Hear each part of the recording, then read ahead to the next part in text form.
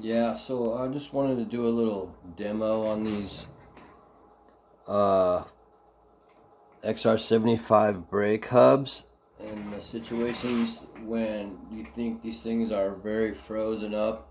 And I've had a lot of different ones that were very frozen up. And I was like, oh man, I got ripped off, these things are done. But no, they're actually, what you do is this is a rear brake hub from a 77 XR75, and this is a front hub from a 78, but basically they're both the same, and this one's just painted. But you just take this off, kind of, there's a dot here that's like center punched, and one right there that shows you where it can go right back to where it's supposed to be.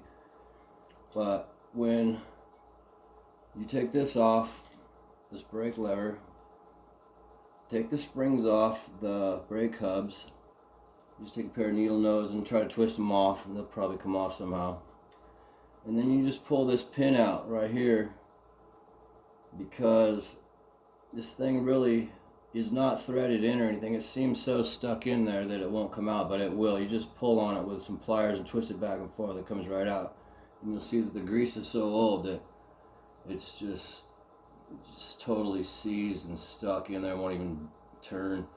But here's my front brake. Shows you, just has this little deal. It has an arrow, but I had to flatten this out with a hammer. It was all bent up, probably helping the seizure of the whole thing. But you just pull this out, and you can see there's little grooves in here, grease grooves and stuff. And I think there's some in here as well. You can kind of see inside the hole. But I'm just gonna put some grease back on there and stick it in there. I cleaned it all up. You put the hubs back in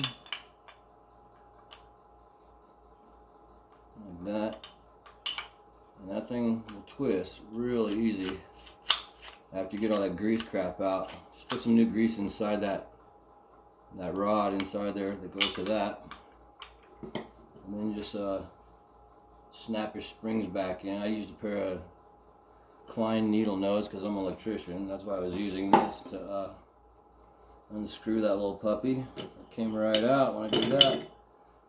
But you just put these things back where they go.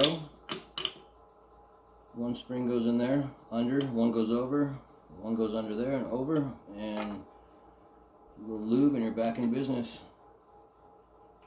And put your brake lever on, of course.